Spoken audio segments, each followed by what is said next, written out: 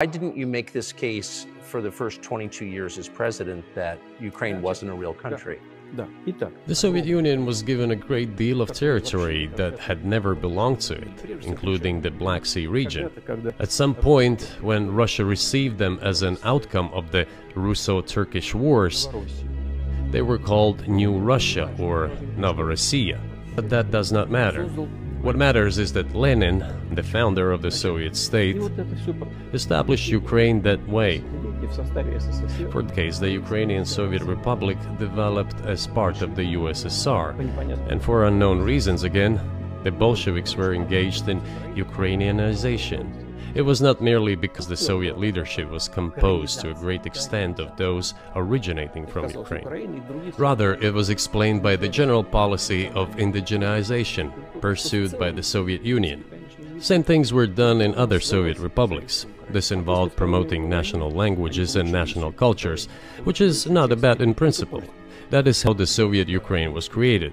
After the World War II, Ukraine received, in addition to the lands that had belonged to Poland before the war, part of the lands that had previously belonged to Hungary and Romania.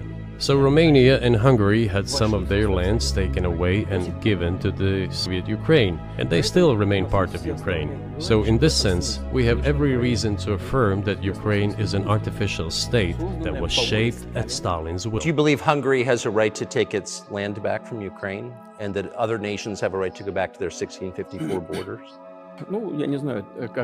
I'm not sure whether they should go back to the 1654 borders, but given Stalin's time, so-called Stalin's regime, which as many claim saw numerous violations of human rights and violations of the rights of other states, one may say that they could claim back those lands of theirs while having no right to do that.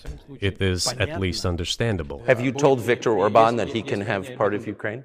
Never. I have never told him, not a single time. We have not even had any conversation on that, but I actually know for sure that Hungarians who live there get back to their historical land. Moreover, I would like to share a very interesting story with you. I digress, it's a personal one. Somewhere in the early 80s, I went on a road trip in a car from then Leningrad across the Soviet Union through Kiev.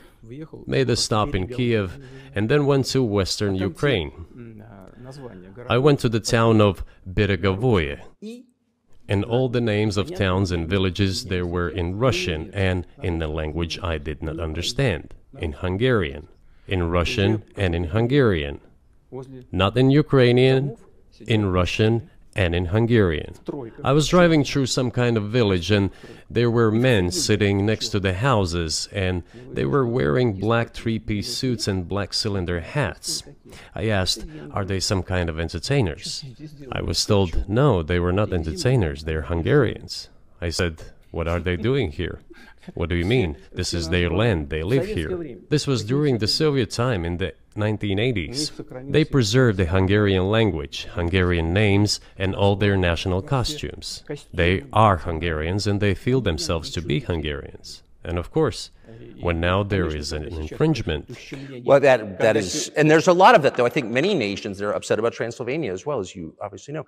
But many nations feel frustrated by the redrawn borders of the wars of the 20th century and wars going back 1,000 years, the ones that you mentioned.